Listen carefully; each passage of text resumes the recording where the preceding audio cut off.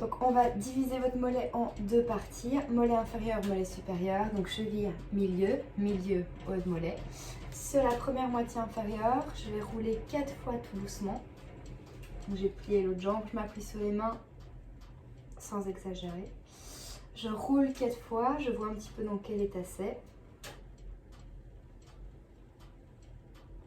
Puis j'en reste là. S'il y avait un endroit un petit peu plus douloureux, j'insiste un peu mais pas trop. Je vais aller sur la moitié supérieure après. Donc hop, du milieu jusqu'au-dessus du mollet. J'essaye d'inspirer à l'aller, d'expirer au retour. À nouveau 4, c'est amplement suffisant. Et puis après, si je sentais que c'était un petit peu tendu, eh bien tout simplement, je vais revenir en mettant pour aujourd'hui les bons picots dessus. Et je vais aller tourner avec la cheville un peu à l'extérieur, un peu à l'intérieur, pour du coup maintenant masser mon mollet sur la largeur et plus sur la longueur.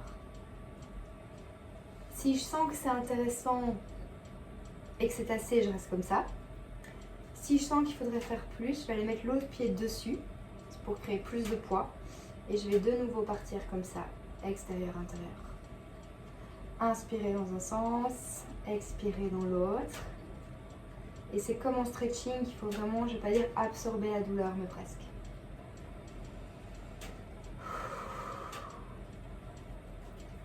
S'il y a un endroit vraiment fort délicat, on reste dessus, on ne bouge plus. Et à nouveau, on respire 4 fois pour vraiment laisser vos fascias se détendre. S'il n'y en a pas, on continue son chemin et en tout cas, on n'insiste pas plus que 4 fois. Là, je vais aller un peu plus sur le haut du mollet.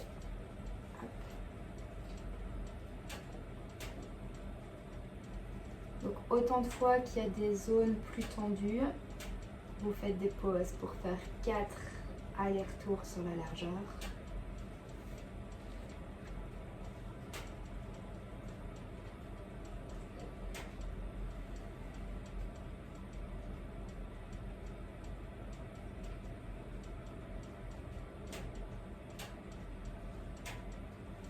Parfait, donc là l'idéal serait de faire la même chose de l'autre côté, d'accord? Éventuellement mettez pause et rappelez-vous, 4 fois inférieur, 4 fois supérieur, sur la largeur 4 fois, sur la largeur 4 fois, restez sur un point si nécessaire, donc ça je vous laisse faire, mettez pause si jamais. Si on veut faire au niveau des ischios, de nouveau on coupe entre guillemets l'ischio en deux, on voit ce que ça donne. Si ça fait déjà de l'effet comme ça, on reste ou on zappe si on n'a pas besoin. Et sinon, moi personnellement, comme ça, c'est rare quand je le sens. Il faut vraiment que ce soit après une course ou un gros entraînement. Donc je vais plutôt aller mettre mon pied ici sur mon genou. Voilà, comme d'hab. Et là, je vais y aller. À voir parce que ça met beaucoup plus de poids sur votre jambe. Là, j'ai les fesses qui sont très légèrement décollées du sol. Ça change tout.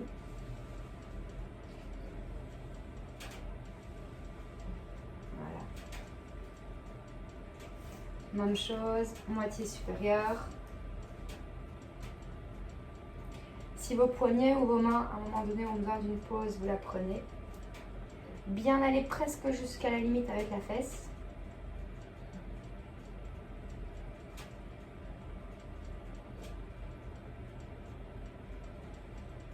Nickel. Et alors, comme pour le mollet, on repart sur l'ischio inférieur, pour dire ça comme ça. Et on peut aller, je vais le faire en posant le pied ici, on peut aller intérieur-extérieur aussi. Donc vous voyez mon pied bouge là-bas au loin. Donc je vais vraiment aller bouger ma jambe intérieur-extérieur.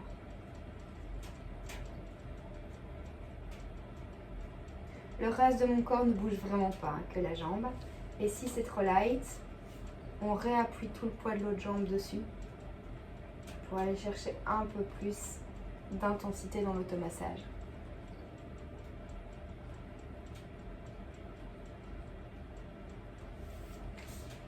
Même chose pour le haut, donc là c'est à vous de voir.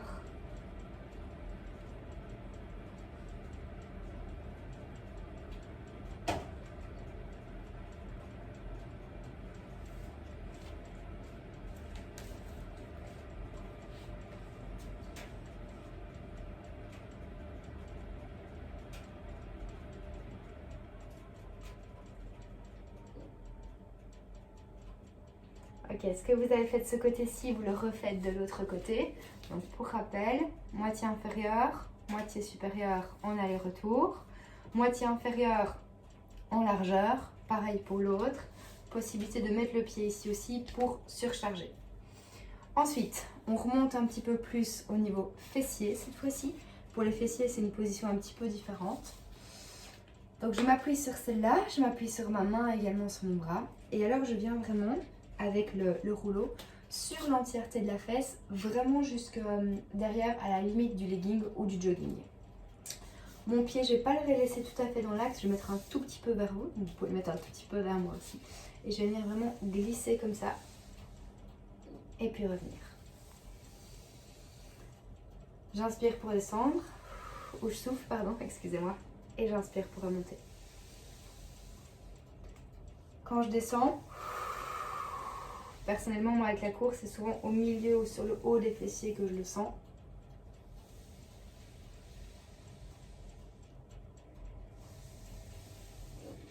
N'allez pas dans les lombaires, mais tant que vous accrochez encore un petit peu dans les fesses, c'est bon, d'accord?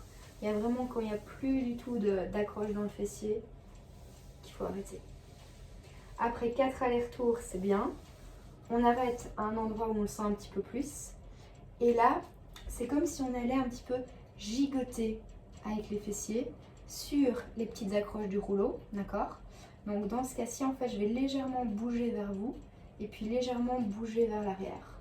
Je ne vais pas twister mes hanches vers l'avant ou vers l'arrière, je vais juste gigoter un tout petit peu vers l'avant, vers l'arrière.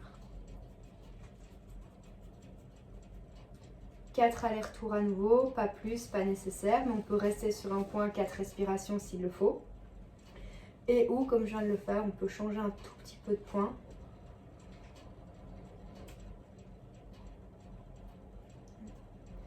Là, si vous étiez fort tendu, vous voudrez sûrement faire une pause. D'accord? Donc si c'est le cas, faites-la. Et sinon, si ça va encore, mais que vous le sentez que vraiment à la limite du slip, la limite du boxer, la limite du legging, vous le sentez, alors vous pourriez descendre, vraiment garder le rouleau à cet endroit-là, ok? Et venir vraiment mettre tout votre poids à cet endroit-là. Ça n'a pas changé. De ce côté-ci, je suis en dehors du rouleau.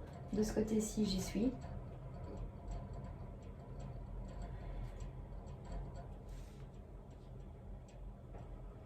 Et si une fois arrivé en bas, vous sentez qu'il faut légèrement bouger le poing, vous le faites. S'il faut à nouveau très légèrement gigoter droite-gauche, vous pouvez aussi.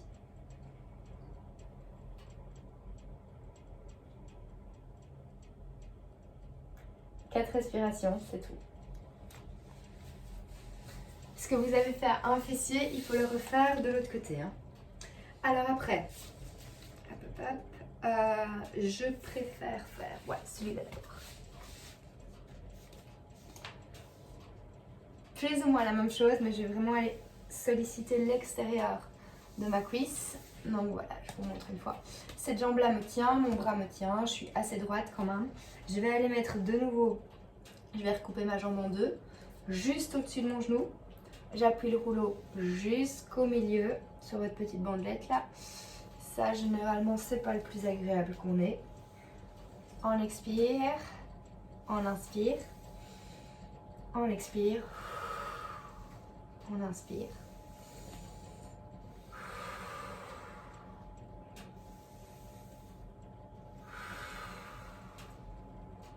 Même chose, partie supérieure.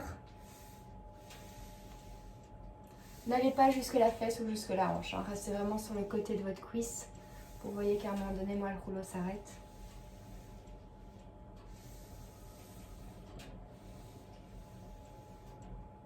Parfait. Ça, c'est généralement un endroit sensible, donc je suppose que vous allez le refaire de l'autre côté.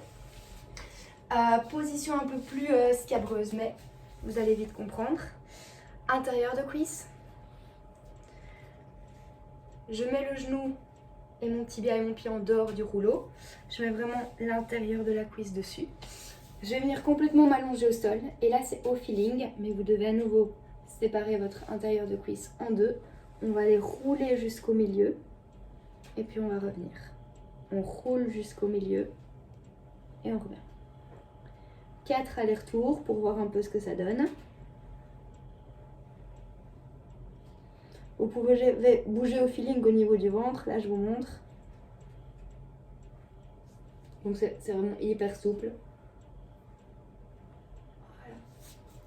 Et puis ensuite, on fait milieu de cuisse jusque l'intérieur.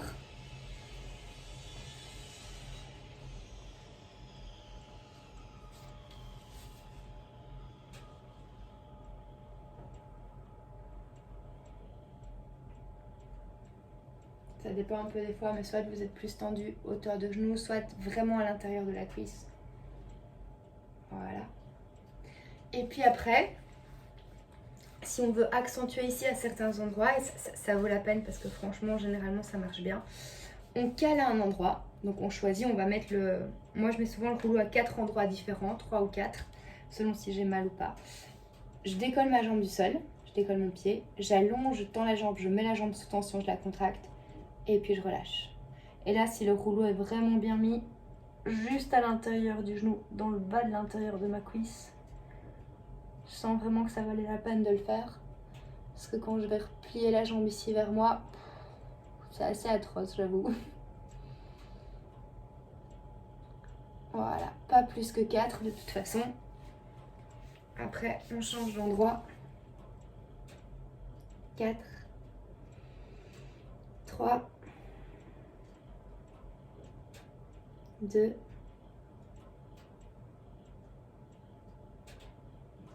1. Parfait.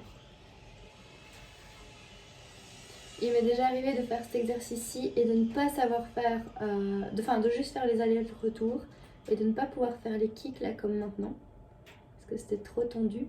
Et si vous réessayez souvent le lendemain, c'est plus détendu et donc ça fonctionne. Celui-là, n'hésitez pas à le caler vraiment intérieur de cuisse pour terminer les 4x4.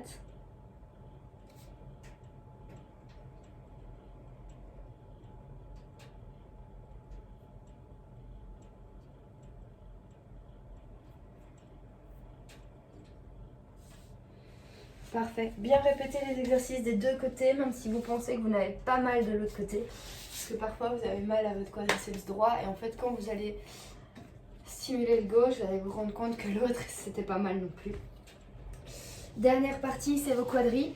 Je réfléchis pour que vous voyez bien. Hop, à mon avis dans ce sens-ci c'est bien. De nouveau, on coupe le muscle en deux, vous avez l'habitude. Donc je roule du bas de mon quadri jusqu'au milieu. À vous de trouver votre technique. Moi, je suis sur mon genou ici, là-bas derrière.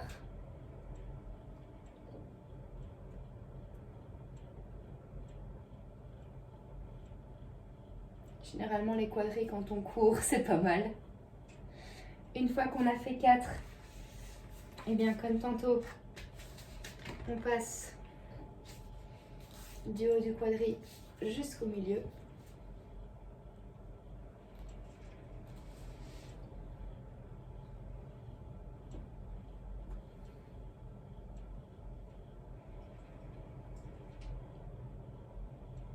Voilà, et en fonction de si vous sentez que vous en aviez besoin ou pas, vous insistez. Moi, je sens bien encore que aujourd'hui j'en ai besoin.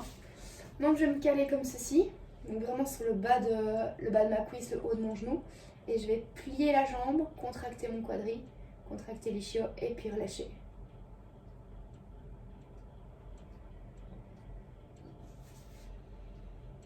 Celui-là, si vous n'êtes pas capable de le faire au début, c'est pas grave. Comme pour l'intérieur des cuisses, on switch de zone. 4 allers-retours seulement à chaque fois.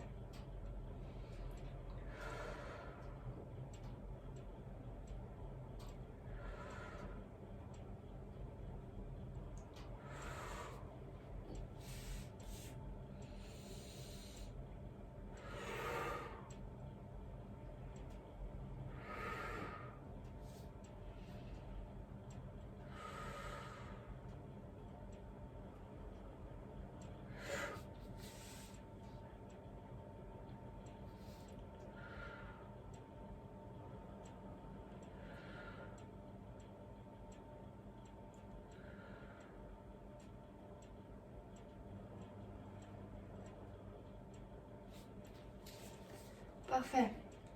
Alors si vous faites tout le corps avec le rouleau, bien entendu vous aurez un super bon résultat global. Si vous n'avez pas le temps de tout faire mais qu'il y a une zone un petit peu problématique, ne faites que la zone problématique mais essayez quand même de faire droite, gauche et pas qu'un seul côté, d'accord? Si vous faites des zones, ça prend quelques minutes. Si vous faites tout, on est sur un quart d'heure, une demi-heure au total si vous prenez le temps. Donc à vous de voir. Donnez-moi un feedback là-dessus. Moi, ça m'a vraiment bien aidé. Prévention de blessures, antidouleur, c'est quand même vraiment pas mal. Sur le coup, on morfle, mais si vous le faites régulièrement, vous morflerez de moins en moins et de moins en moins dans vos entraînements aussi. Voilà, n'hésitez pas pour les feedbacks et à bientôt.